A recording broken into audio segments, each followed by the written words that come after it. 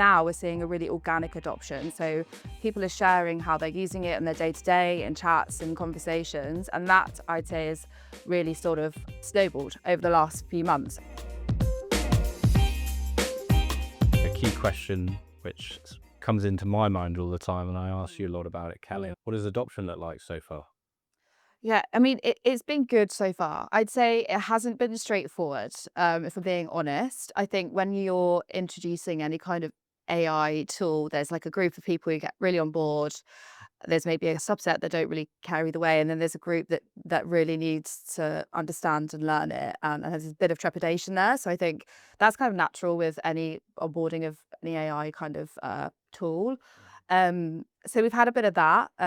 We've had maybe one particular team who's really challenged some of the results and responses as well that Optimizer has brought, which has been actually really brilliant because if we want to make sure that we trust the tool. And what's been excellent is Optimizer is sort of yourself has set up some calls to say, what don't you like about the response? How can we make this better for you? And also for them to understand how the response is actually sort of how it's made, the responses which it's made.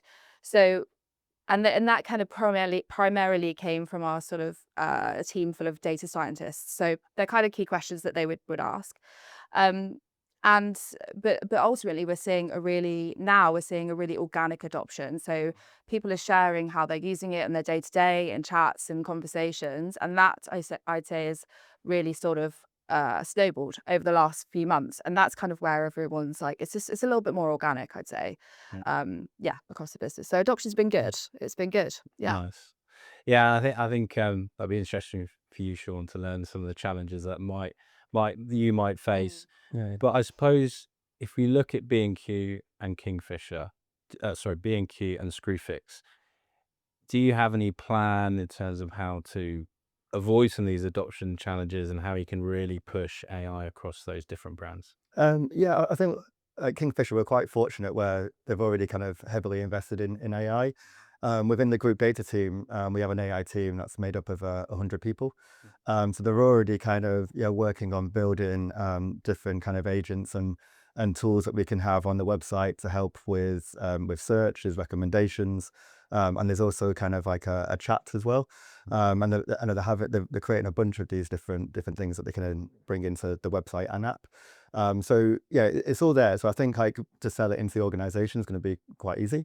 They're very much kind of how can this help and how can AI kind of help make things more efficient? And I think with experimentation, it is a process and it's very easy to kind of embed in. And I know it's interesting to hear you kind of mention around, I know people kind of having trust within the data, and as long as you can take people on that journey, I think it'll be quite an easy for us to sell in. And teams are really excited about experimentation at the moment. We are kind of increasing velocity across the business, so anything that can help with that, yes, I think we'll be very much open to it. Yeah. So one really important thing for organizations and you guys, guardrails, governance. There's a question to both of you. How are you approaching that part of it? Yeah, so I think with myself, I'm very much still like to be hands-on. I've been in experimentation now for about 15, 16 years. And I do love the whole aspect of it. And kind of the idea of, it being kind of decentralized, empowering different teams across the business. I know there's certain things where certain teams do different things. I might not agree with it, and you gotta kind of let go a little bit. But I do feel like with AI, I can bring in kind of the governance where it's making sure, are you using the hypothesis framework that we put into place? Are you tracking the right KPI? Are you ensuring that there's no kind of bad interactions between testing across the different tests that you're launching throughout the journey?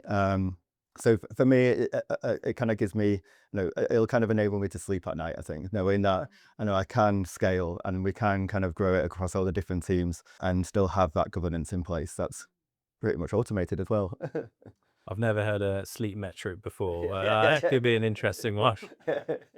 Calley, did you want to jump in? Yeah, I mean, I think that I kind of echo what you're saying. Like when you're bringing in something like AI, like you have to make sure it's really trustworthy and really safe. And I think that we've definitely got some more to do around the governance. And you guys, Optimizer, have been super helpful in terms of like what those best practices look like when it comes to introducing your agents. So yeah, it's basically just building that out, I think, over the next few months. I think perhaps looking back when we started using Opal, we could have perhaps had those guardrails in a bit earlier, maybe. Yeah. But that's just sort of retrospectively looking, and now we're sort of building them out. So yeah.